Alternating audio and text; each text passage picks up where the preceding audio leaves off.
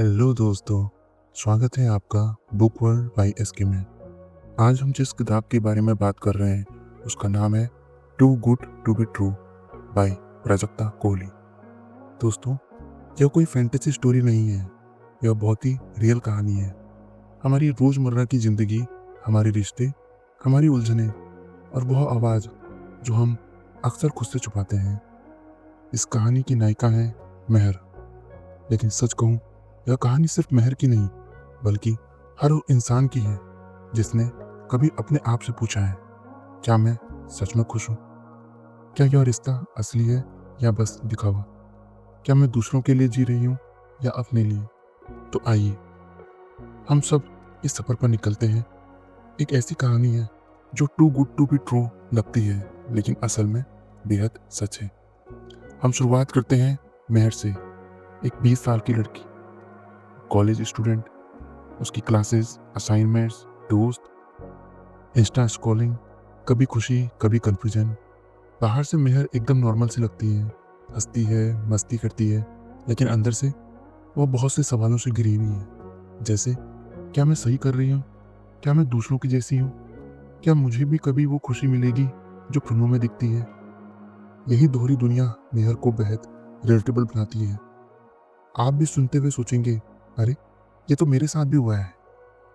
दोस्तों, मेहर की लाइफ की जान है उसके दोस्त, लंच ब्रेक में कॉफी जाना, मूर्खतापूर्ण चुटकुले, देर रात तक कॉल्स, बस यही सब।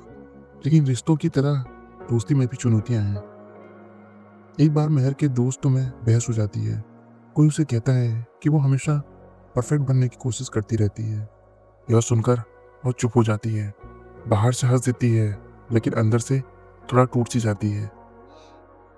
यह किताब हमें सिखाती है कि दोस्त कभी कभी हमारे आईने होते हैं। वे हमें वो सच दिखा देते हैं जिसे हम खुद से भी छुपाते हैं।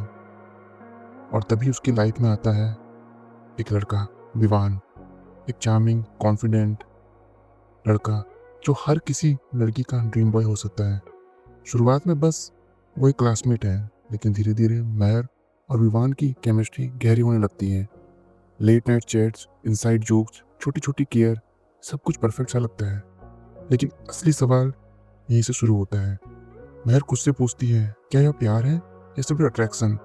क्या विवान सच में मुझे समझता है? क्या यह रिश्ता हमेशा चलेगा?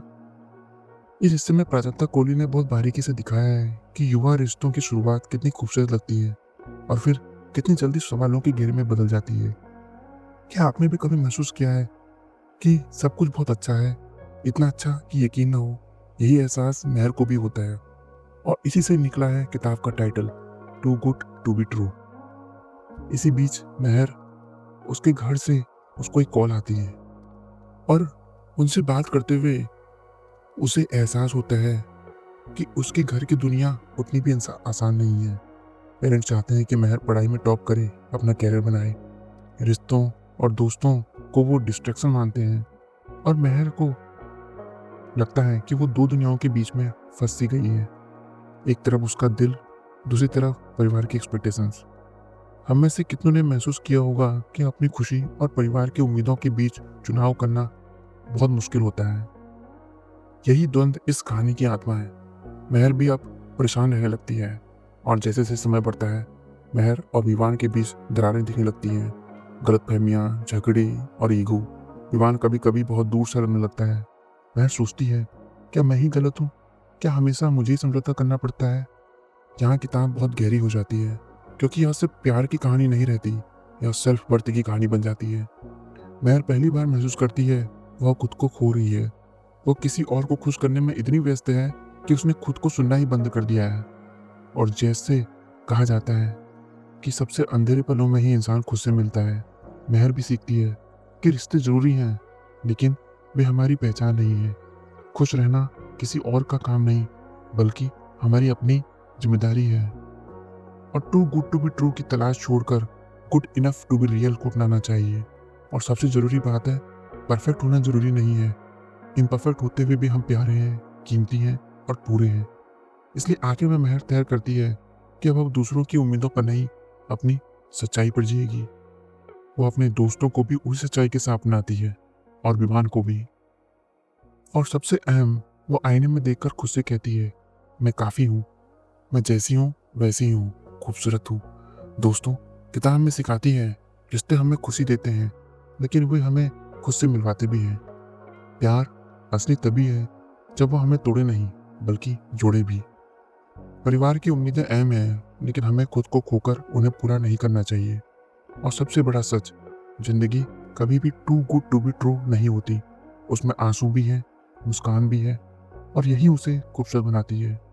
मेहर की कहानी हमें यह कहती है, अगर आप खुद से प्यार करना सीख गए तो जिंदगी किसी और की वैलिडेशन की मोहताज नहीं रहेगी। तो दोस्तों, यह थी प्राजक्ता कोहली की किताब too good to be true की पूरी समरी।